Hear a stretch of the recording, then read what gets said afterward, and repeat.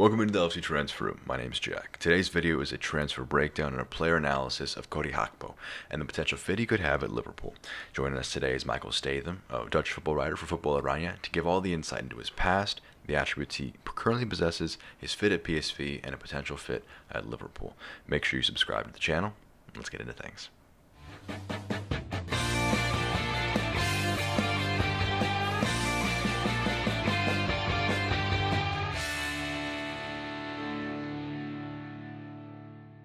So some context about Gakpo as a player. He's a 22-year-old forward for PSV Eindhoven.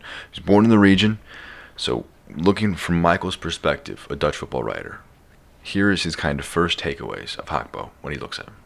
He loves to dribble the ball, and he's always a threat with his shooting from outside the box. But he's also great out in wide positions as well. Those are the sort of main things that strike me to see him as a winger. But also, he's becoming really well known now for how he's leading the side. He's won the captain's armband this season, and he's someone who's very determined. He's from Eindhoven. He gets what it's like to play for his club, and it's been great to see that determination, because that's, I think, one of the biggest factors behind PSV's very good season this season. Michael says that this summer could be a very good time for him to make a move. Not too young, where a teenager could maybe struggle making the adaptation from maybe Dutch football to the Premier League. And he's not too old. He's also a guy who's begun to hit the stats this season with very good goal contributions already so far this campaign. So kind of for PSV, and as Dutch football in general, here's how a move potentially could play out from him leaving the Netherlands. I think, as is the mentality for a lot of players in the Netherlands, they're there to get the next move.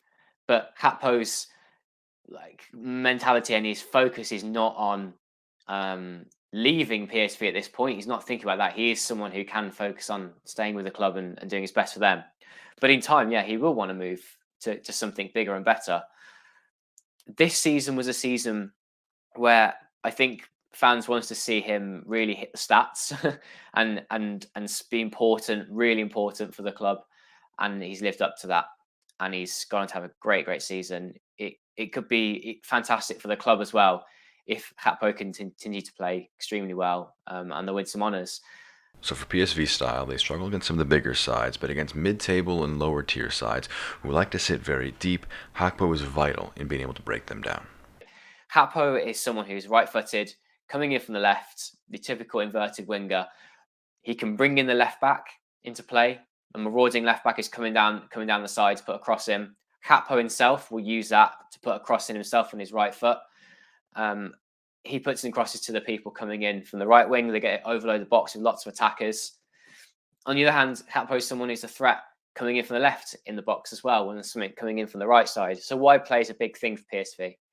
Also, if they can get a shot away from distance, if there's a team that's sat back quite deep, Gakpo's shots outside the area are powerful, and he loves to just bend one in with his right foot into one of the corners. It's something that he's become known for. So here are some other notes on Gakpo as a player. He's 6'2", which is quite tall for forwards and much taller than any of the other profiles of Liverpool's other current forwards. But for Michael, at least, his agility and balance is still very strong, not a problem. He's actually a very good dribbler, and that's one of his strong attributes, meaning that it isn't necessarily an issue of height. It's more so just kind of how he utilizes it. And he actually is more so the person putting the balls into the box rather than receiving them. He actually has more crosses per match, per 90 minutes, than Trent Alexander-Arnold does for Liverpool. So he's the kind of guy who, as a forward, is very comfortable cutting out of the right, whipping it in. Michael even says his left foot is quite strong as well. And this year, his output has significantly improved. In 21 matches in the Eredivisie, he has 9 goals and 13 assists, according to Transfer Market.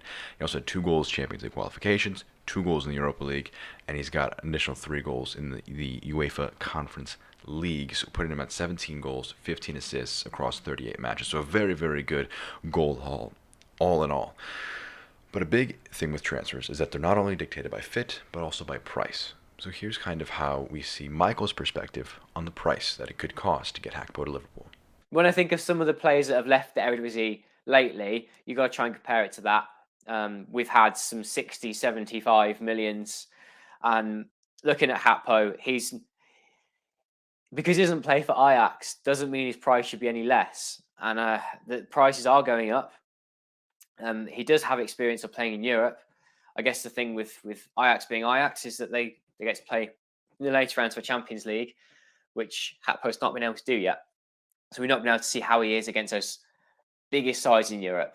But you could argue that against the top sides in the Eredivisie, that PSV have not won matches. Why is that? Is Gakpo a part of that? It's a question that could be asked. I don't think it'd be worth quite as much as a 60, 75 million. And you mentioned there sort of 30 million, probably somewhere in the middle.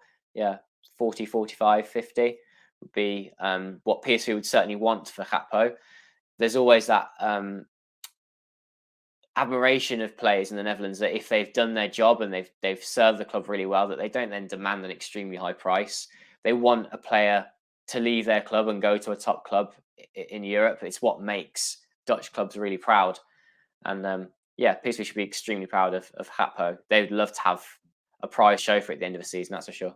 So there it is. You know a little bit more about Gakpo as a player, how he could potentially fit at Liverpool, and a bit more about his attributes and what he could bring to the table for any move to the next club he makes it. If you want to see him live in action, he actually next plays in England against Leicester in the quarterfinals of the UEFA Europa Conference League on Thursday. That'll be in the evening if you want to watch that. Get to do a little bit of scouting, get a chance to see him in action before he potentially makes the move this summer. Well, that's going to do it for today's video. Much appreciation to Michael for coming on today's video. You can see links to his work down in the description down below if you want to read more about his insight into Dutch football. I've been Jack for the LFC Transfer. Make sure to subscribe to the channel. You can let us know in the comments down below your thoughts on the fit of Gakpo for Liverpool, other players you want to see analysis stuff like this done for, and any other suggestions you have. Drop them in the comments. I'd love to hear from you guys. That's going to do it for today's video. I've been Jack. Catch you next time on the LFC Transfer Room.